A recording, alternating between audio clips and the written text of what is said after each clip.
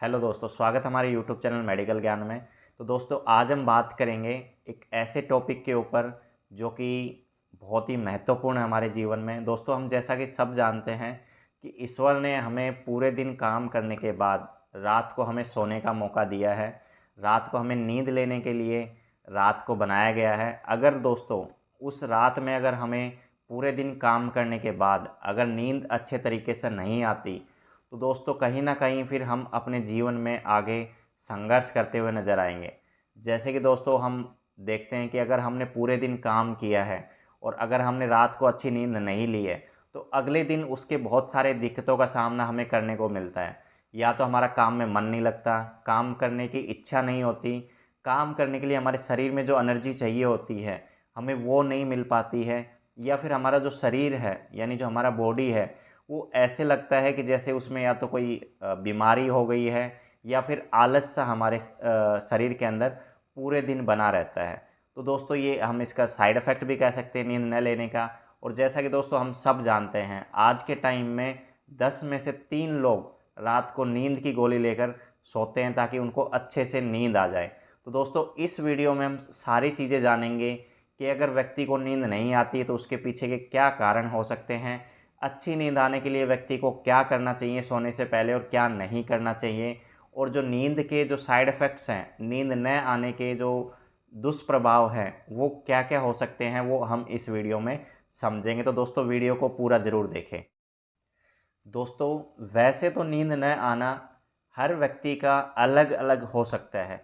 किसी व्यक्ति को हो सकता है कोई बीमारी की वजह से नींद ना आ रही हो, किसी व्यक्ति को हो सकता है कि कोई स्ट्रेस की वजह से, एंजाइटी की वजह से नहीं आ रही हो। लेकिन दोस्तों कुछ मुख्य कारण हैं जो कि आज के लाइफस्टाइल में हम देखते हैं नींद न आने के कारण। दोस्तों उसमें पहला है कि मानसिक तनाव।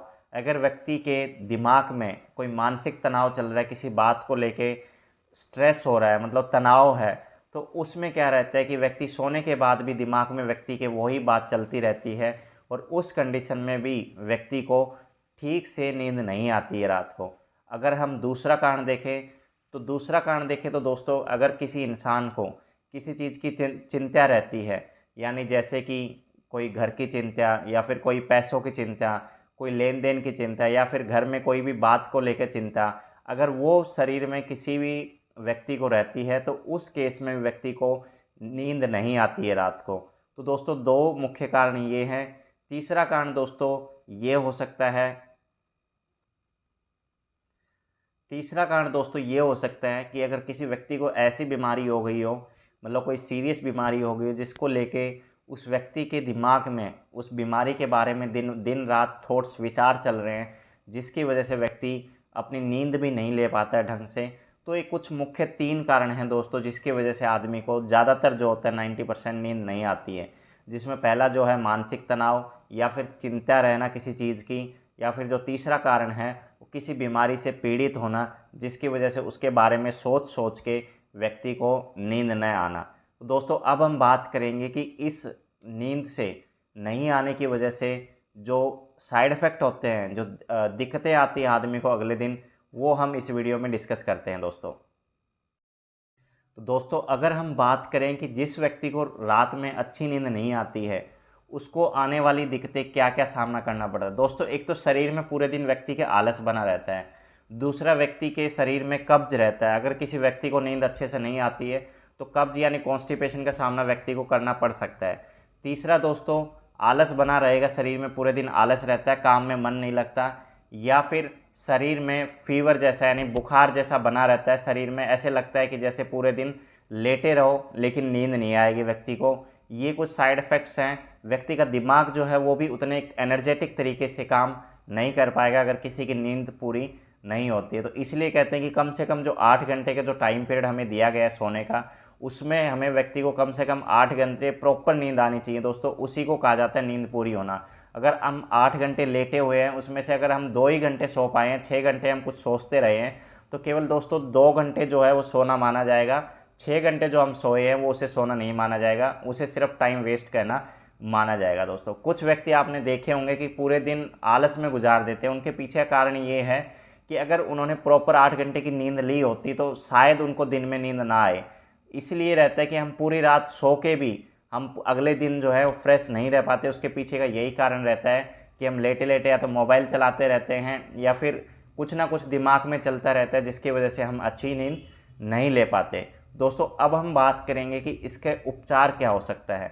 दोस्तों जो पहला इसका उपचार है दोस्तों, जिन व्यक्तियों को ऐसी दिक्कत रहती है तो दोस्तों सर्दियों में थोड़े ठंडे पानी से अपना सोने से पहले जो अपने पैर हैं उनको अच्छे से वॉश करके टॉवल से पोंछ के उसके बाद सोना चाहिए। अगर सर्दियां हैं तो व्यक्ति को हल्के गुनगुने पानी में अपने पैरों को रख के पैरों को अच्छे से साफ़ करके उसके बाद टॉवल से पोंछ के उसके बाद सोने के लिए जाना चाहिए।